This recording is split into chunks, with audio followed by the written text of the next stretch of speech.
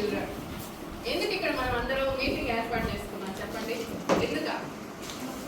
ఎందుకు ఇక్కడ కూర్చున్నాము క్లాస్ వదిలేసి? మహిళా దినోత్సవాన్ని జరుపుకోవడానికి. అంతర్జాతీయ మహిళా దినోత్సవం. ఎప్పుడు అంతర్జాతీయ మహిళా దినోత్సవం? రేపు కాదు, రేపు ఎల్లుండి కాదు. రేపు అడిగితే మళ్ళీ రేపు అని చెప్తారా?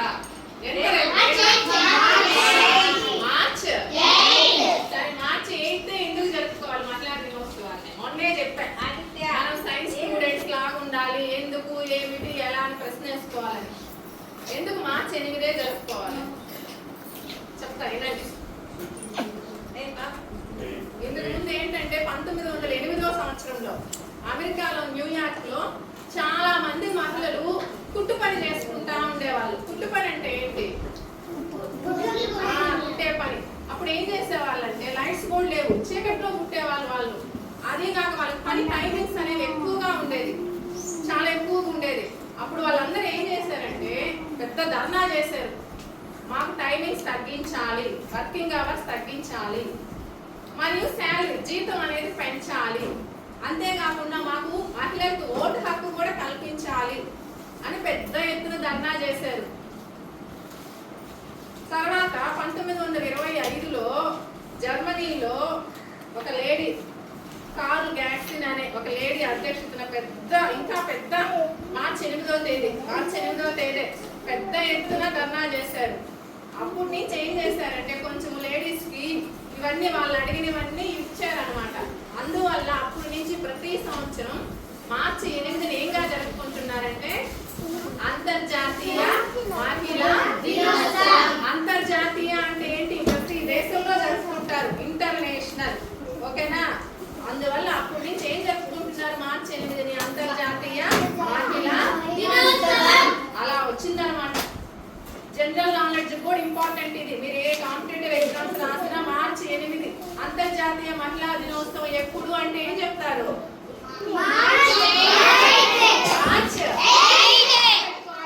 ఎందుకు ఊరినే కూర్చున్నాం, ఏదో చెప్పారు విన్నాం, చాక్లెట్ ఇచ్చారు తీసుకెళ్ళాం, అలా ఉండదు. అర్థమవుతుందే అన్నమాట. ఇంకా అది ఎలా వచ్చింది అనేది అది మహిళా దినోత్సవం. సరే, అతను మహిళ గురించి మాట్లాడుకుందాం. ఓకేనా? ఇంట్లో చూద్దా, స్త్రీ లేనిదే మనకి గమనం లేదు, జననం లేదు. మనల్ని పుట్టించింది ఎవరా? అమ్మ కడుపులో నుంచే కదా మనం వచ్చామా. సో స్త్రీ లేనిదే సృష్టి లేదు, జీవం లేదు, అసలు ఏమి లేదు. సో స్త్రీకి అంత ఇంపార్టెన్స్ ఉందన్నమాట. అసలు మన భారతదేశమే ఎటువంటిదంటే అర్ధనారీశ్వర తత్వం. అర్ధనారీశ్వరుడు అంటే తెలుసా?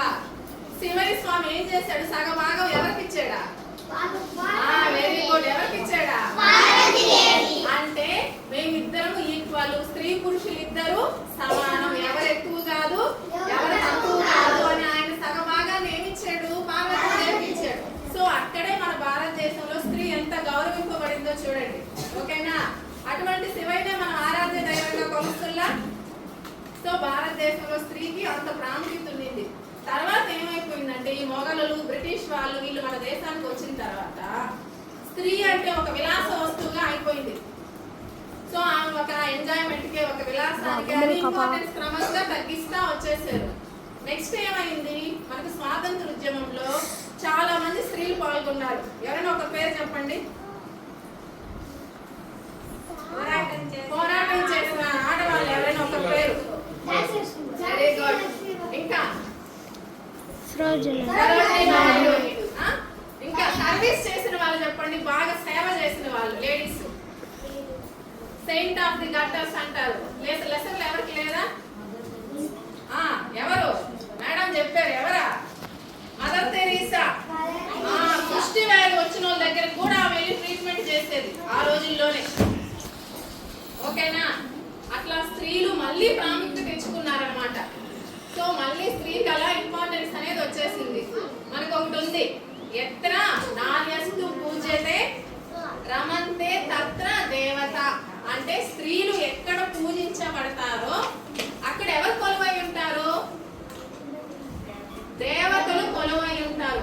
అందువల్ల మనం స్త్రీలను గౌరవించాలి. ఇంట్లో కూడా చూడండి,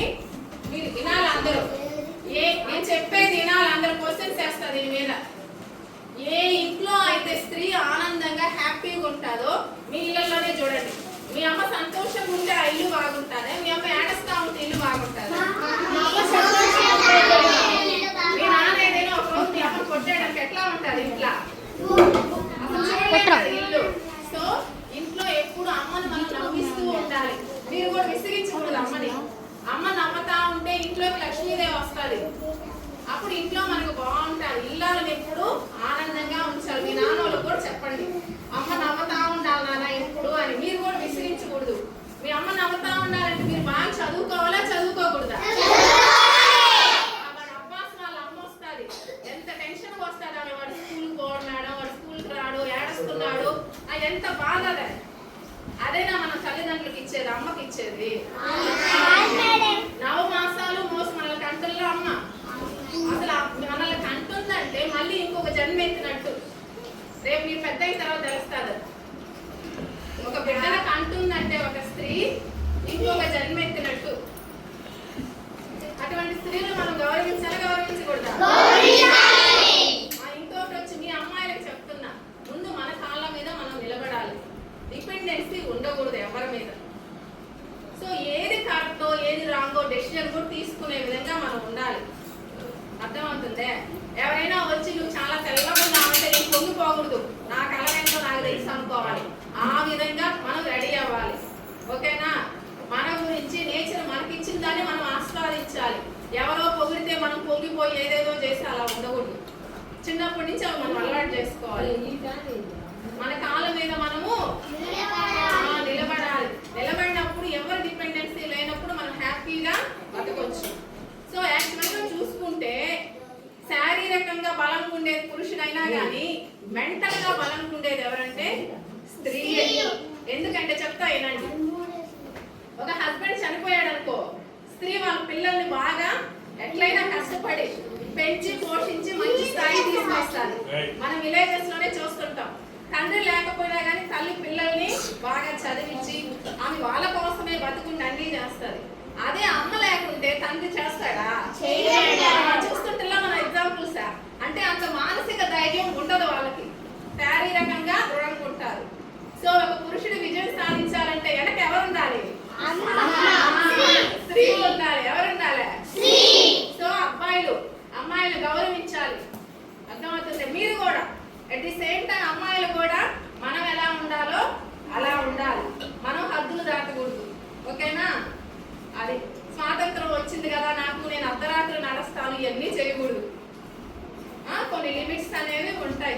ఆ విధంగా ఉండాలి.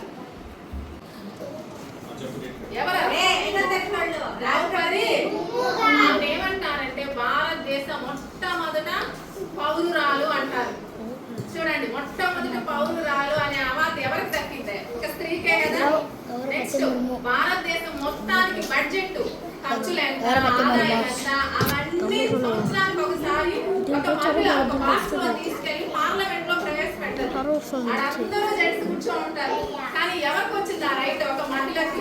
ఆమె ఆర్థిక శాఖ మంత్రి. ఎవరా? తెలియదు కదా. నిర్మలా సీతారామన్. ఆమె ఒక మహిళే. నెక్స్ట్ మన రాష్ట్రంలో రీసెంట్ గా ఈ రోజే హైకోర్టుకి, మన రాష్ట్ర హైకోర్టుకి మొట్టమొదటి మహిళ ప్రధాన న్యాయమూర్తి వచ్చింది. రీసా గుల్లా పేరు. హైకోర్టుకి, మన ఏపీ హైకోర్టుకి. ఆమె కూడా ఒక మహిళే. మన హోం మంత్రి వంగవీటి అనిత, ఆమె కూడా ఒక మహిళే. చూడండి ఎంత మంది మహిళలు ఎంత మంచి పొజిషన్ లో ఉన్నారు. దానికి చేయాల్సిందల్లా ఏం లే, ఇష్టంగా కష్టపడి చదవాలి. ఇష్టంగా కష్టపడి చదవాలి. ఇష్టపడి కష్టపడాలి. కష్టపడి చదివితే మనము ఏ స్టేజ్ కైనా వెళ్ళొచ్చు. ఏం ఆయుధమా? చదువు. మన దగ్గర ఆస్తులు ఏమున్నా ఎవరైనా దొంగలించేస్తారు, కానీ మనకున్న జ్ఞానాన్ని ఎవరు దొంగలించలేదు. మన జ్ఞానం ఎప్పుడు మనకు ఉంటుంది. సో అమ్మాయిలందరూ బాగా చదువుకొని మంచి పొజిషన్ కి రావాలి. ఓకేనా? Okay sir, thank you sir. Madhu sir, Anand sir. మీకు చాక్లెట్లు ఇస్తాం, వరుసగా తీసుకుని వెళ్ళిపోవచ్చు. వెళ్తా మేడం వాళ్ళకి